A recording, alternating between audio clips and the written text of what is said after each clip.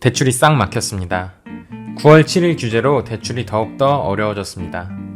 어떻게 강화되었고 그럼 우리는 앞으로 어떻게 해야 될지 한번 알아보도록 하겠습니다. 안녕하세요. 당신의 부동산 전략을 더 똑똑하게 만들어드리는 부동산 레버리지 랩입니다. 이번 9월 7일 대책에서 크게 세 가지가 나왔습니다. 첫째, 규제지역 주택담보대출 LTV가 기존 50%에서 40%로 강화되었습니다. 둘째, 수도권 규제지역 내에 주택매매나 임대사업자의 주담대 취급이 전면 제한됐습니다. 셋째, 유주택자의 전세자금 대출 한도를 기간별로 달리 운영하던 걸 아예 2억 원으로 일본화했습니다. 그렇다면 왜 이런 규제가 또 나왔을까요?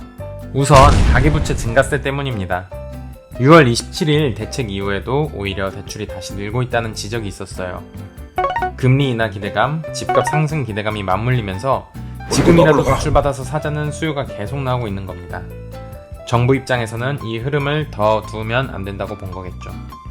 둘째는 투기성 수요 차단입니다.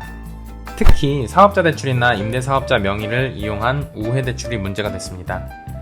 실제로는 본인이 거주하려 하면서도 사업자 명목으로 자금을 끌어와 규제를 피해가는 경우가 있었는데 이번에 아예 막아버린 겁니다. 셋째는 형평성 확보입니다. 기간별로 유주택자 전세대출 한도가 제각각이다 보니 어떤 곳은 되고 어떤 곳은 안 되는 불공정 사례가 많았어요. 이번에 한도를 2억 원으로 통일화한 건 시장 혼란을 줄이려는 조치입니다. 마지막으로는 전세시장 안정입니다. 전세대출 한도가 과도하게 높으면 전세 수요가 불필요하게 늘어나고 그게 전세값 상승을 부추기는 부작용이 있습니다. 정부는 이번 조치를 통해 그 악순환을 끊으려는 거죠. 정리하면 이번 규제는 가계부채 관리, 투기성 수요 차단, 규제 형평성 확보, 전세시장 안정이라는 4가지 목표를 가지고 있습니다. 하지만 동시에 실수요자, 특히 내 집 마련을 준비하는 분들에게는 더 높은 진입 장벽이 될 수 있다는 점도 명확히 인식하여야겠습니다. 제가 앞선 영상에서도 여러 번 말씀드렸듯이 현재 이금융권 전세자금 대출은 시중은행과 비교해 약 0.3%에서 0.6% 정도 금리 차이만으로 이용하실 수 있는데요.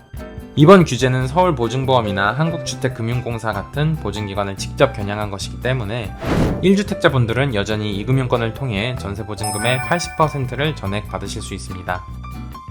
하지만 아쉽게도 다주택자의 경우에는 이금융권까지 포함해 한도가 2억 원으로 제한되면서 사실상 캐피탈을 제외하고는 선택지가 거의 막혀있는 상황입니다. 혹시라도 이런 부분 때문에 고민이 깊어지시는 분들이 계시다면 아래 상담 링크를 통해 함께 해법을 찾아가시길 권해드립니다. 이번 규제로 갑작스럽게 혼란을 겪으신 분들이 많으실 텐데요.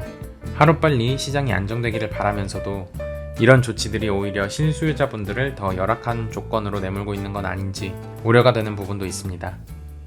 오늘 영상은 여기까지입니다. 영상이 도움되셨다면 구독과 좋아요, 알림 설정 꼭 부탁드리고 필요한 주제는 댓글로 남겨주세요.